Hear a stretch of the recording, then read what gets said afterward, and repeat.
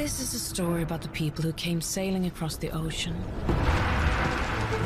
It's a story about a long and perilous journey of upheaval, which came to change populations and influence politics, trade, culture, religion, and entire societies.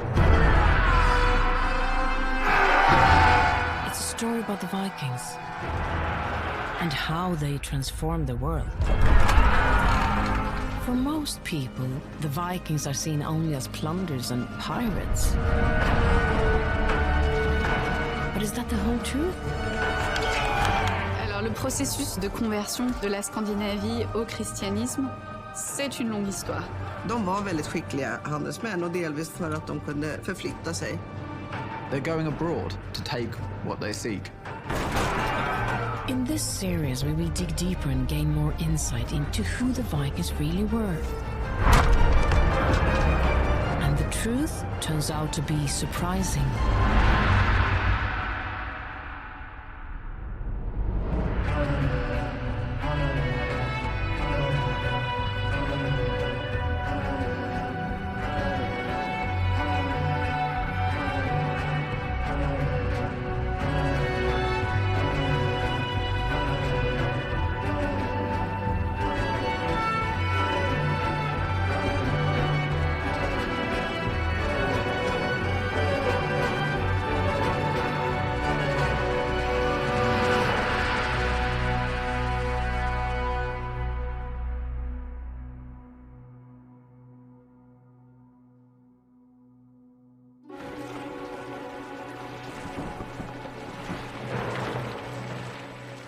In the late 700s, the Scandinavians set sail across the seas, searching for a better life, looting and pillaging, eventually becoming what we know as the Vikings. Using their longships, the Vikings began wreaking havoc along the coasts of the Frankish Empire, sacking villages as well as monasteries. But even though the Vikings quickly became notorious for their violent raids abroad, their first attacks on the Franks were not very successful. The Frankish defenses built by Shارلمان were simply too effective, and the Franks were able to prevent the Vikings from sailing up the great rivers and advance further inland. So how were the pagan Vikings able to push into Christian Francia? In order to answer that, we have to find out more about Shárlman and what happened during the very first Viking attacks on Francia.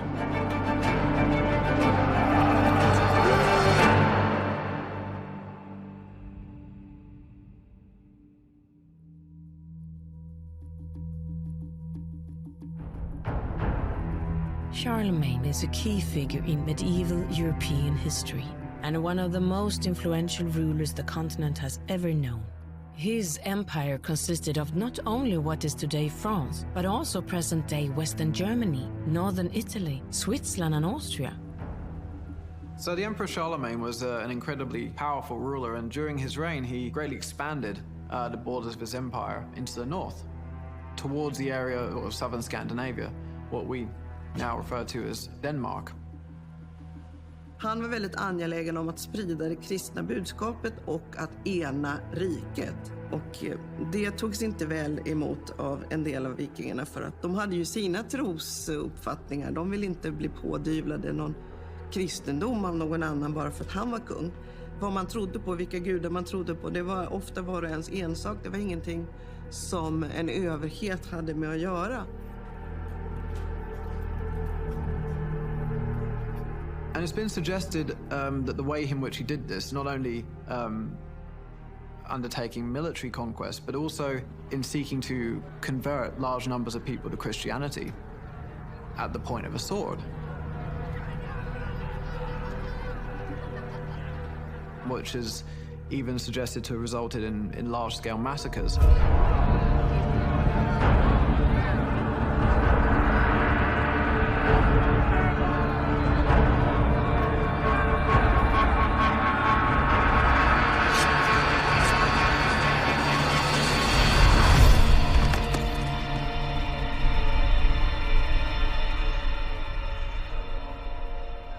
And And it's been suggested that this somehow generated the perception that there was a need for a strike on the Christian world from Scandinavia. And in this, the early Viking raids have sometimes been presented almost, for want of a better term, as a pagan crusade.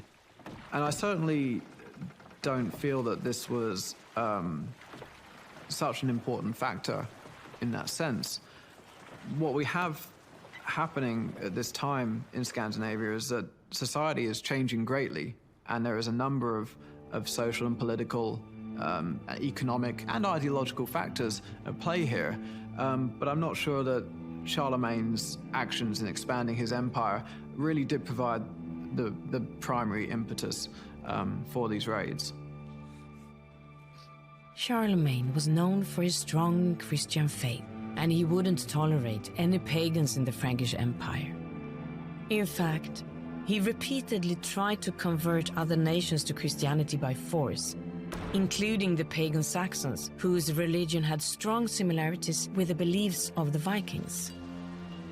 For example, the most important religious symbol of the Saxons was the sacred tree Irminsul, which can be likened to the tree Yggdrasil, an important symbol in the Norse religion of Scandinavia.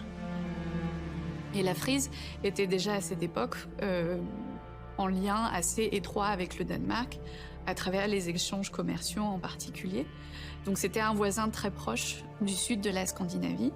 Au cours du 8e siècle et jusqu'au début du 9e siècle, on voit aussi la Saxe qui est aussi conquise et inclue au royaume franc. Et donc dans ces deux cas, aussi bien en Frise qu'en Saxe, on a des territoires qui n'étaient pas chrétiens, qui maintenant deviennent des territoires francs et christianisés.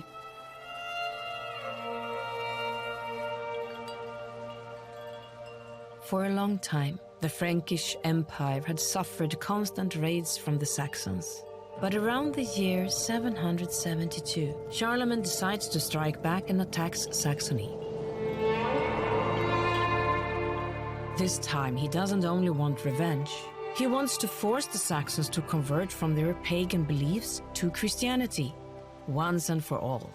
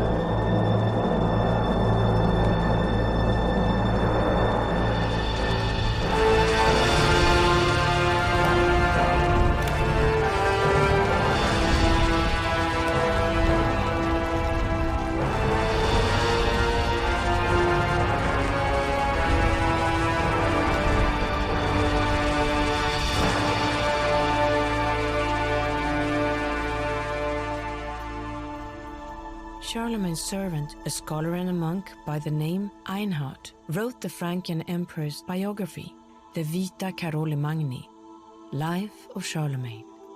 In this biography, Einhard writes, "The last war that Charles undertook was against those Northmen who are called Danes, who first came as pirates and then ravaged the coast of Gaul and Germany with a greater naval force."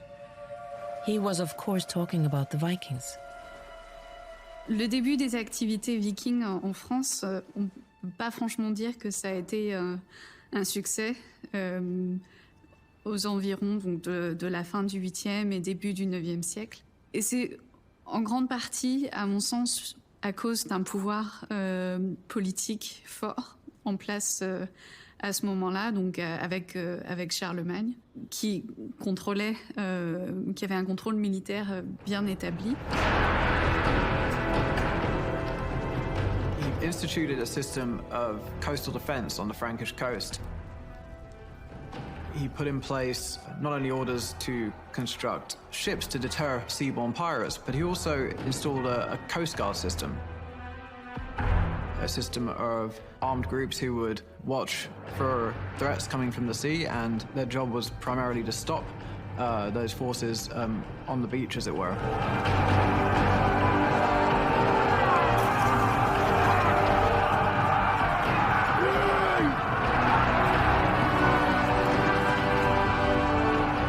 At the beginning of the 9th century, the system seemed to work quite well.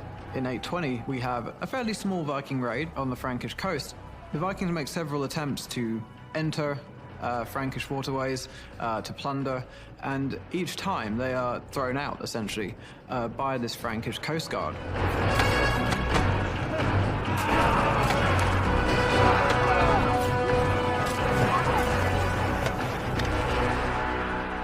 And when the Vikings now start attacking Francia, Charlemagne, who has fought extended wars against people belonging to other religions, is determined not to let plundering pagans into his country.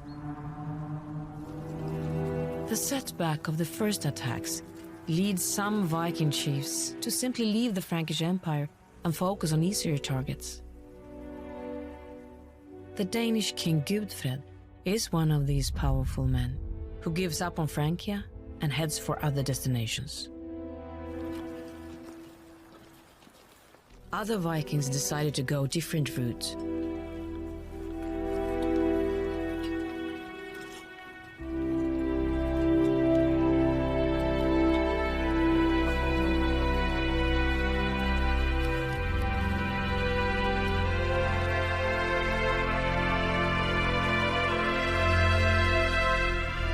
Gudfred's younger brother Halvdan, for instance, chooses not to follow his brother's example and instead aligns himself with Charlemagne, becoming the Danish envoy to the Frankish emperor.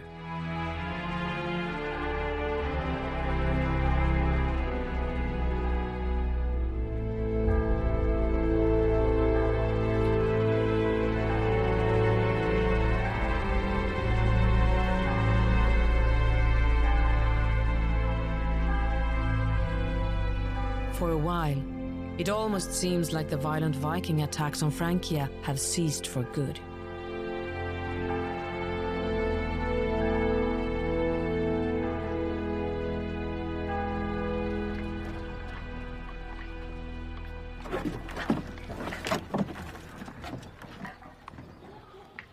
During this time, the Vikings quickly become known in Europe as bloodthirsty pirates, pillaging and looting whenever they are able to. Their far-flung journeys outside Scandinavia also lead to an increase in trade.